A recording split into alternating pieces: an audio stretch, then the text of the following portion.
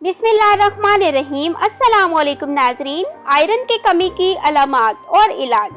Iron की कमी की अलामात। नंबर 1, मुस्तकिल थकावट का शिकार।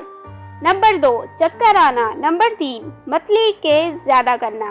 नंबर 4, नाखूनों में पिलाहट होना। नंबर 5, चोट ज्यादा लगना। आयरन की कमी दूर करने के लिए कुछ तरीके।